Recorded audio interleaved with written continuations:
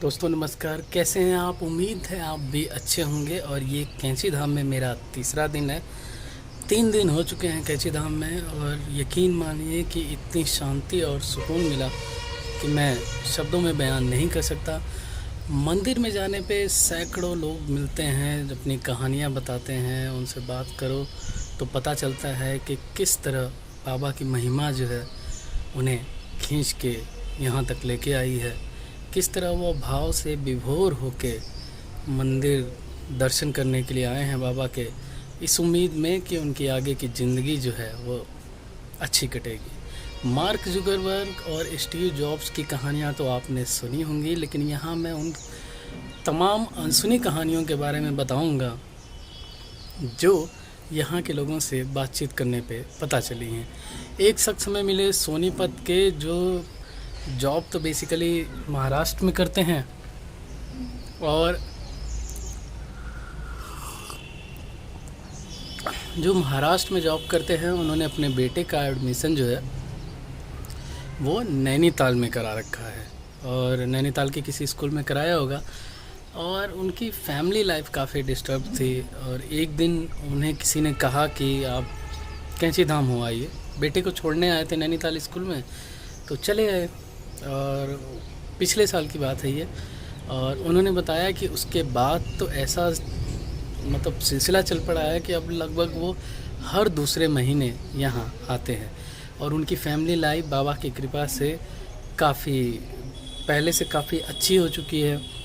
ये ऐसे लोग भी मिले जो लखनऊ में हनुमान मंदिर है बाबा जी द्वारा जो बनवाया हुआ, स्थापित किया हुआ है, वहाँ जाते थे। फिर वहाँ से यहाँ के बारे में पता चला कि उत्तराखंड में कैंची धाम में, तो दर्शन करने आए। कई लोग नौकरी से ज़्यादा परेशान थे, अधिकतर लोग नौकरी से ज़्यादा परेशान होकर यहाँ आए हैं। कुछ लोगों की फैमिली की प्रॉब्लम है, और मुझे नहीं पता कि कितना उससे उनको राहत मिलती है यहाँ आने के बाद, या कितना मामले जो है वो सुलझ जाते हैं। लेकिन इतना तो है कि अगर आपके जो ब्रेन में या दिल में एक पॉजिटिव वेव क्रिएट होती है, तो बहुत सारी चीज़ें जो हैं वो अपने आप सुलझ जाती हैं। और करियर को लेके बहुत सारे युवा यहाँ पे आए हैं। कईयों को नौकरी नहीं मिली है, कई अच्छी नौकरी की तलाश में हैं, तो कई नौकरी में परेशान हैं, छोड़ के अपना काम करना चाहते हैं। कई तरह के लोग, तरह तरह की बातें, तरह तरह की कहानियाँ, लेकिन सबका सार ये था कि उन्हें बाबा पे अटूट विश्वास है, उनका भरोसा है उन पे। उन्हें ये विश्वास है कि उनकी जो परेशानियां हैं उनका एक समाधान यहाँ कैंची धाम में मिल जाएगा। मैं यहाँ पे इसलिए वीडियो बना रहा हूँ कि बैकग्राउंड में पूरा कैंची धाम परिसर है, और बाबा पे वीडियो बनाओ और परिसर न दिखे तो समझ में नहीं आता। यहाँ बांग्लादेश के जो पहले राष्ट्रपति थे शेख मुजीबुर रहमान, उनकी एक कहानी यहाँ पे लोगों ने बताई कि उनको पाकिस्तान ने जेल में बंद कर रखा था, और सजाए मौत का ऐलान हो चुका था। वहाँ की अदालत ने ये डिसीजन दे दिया था।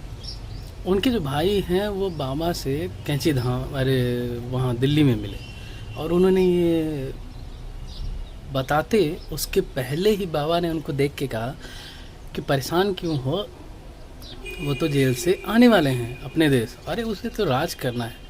वो भौचक रह गए, बोले कि वहाँ की अदालत ने कह दिया है कि सजाए मौत होगी, और बाबा कह रहे हैं कि उसे तो राजगद्दी संभाल ली, वो आने वाला है।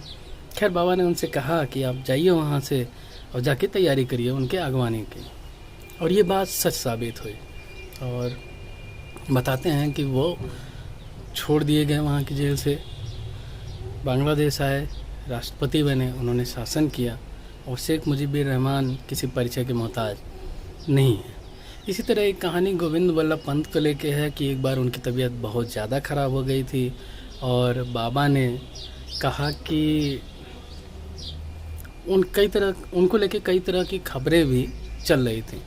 बाबा ने कहा कि ये सब अफवाह है, अभी तो उसे बहुत लंबा जीना है, मंत्री बनना है, काफ़ी जिम्मेदारियों का निर्वहन करना है, और हुआ भी यही, सारी खबरें झूठी साबित हुई थी। तो यहाँ से बहुत सारी कहानियाँ हैं, बहुत सारे किस्से हैं। सब यही है कि विश्वास आधारित किस्से हैं और ये लोगों के किस्से हैं जो लोगों ने एक दूसरे से बताए हैं, एक दूसरे से कहे हैं। उम्मीद है आप लोगों पे बाबा की कृपा बनी रहेगी। दर्शन करने आइए, दिल को सुकून मिलेगा। बस इतना ही।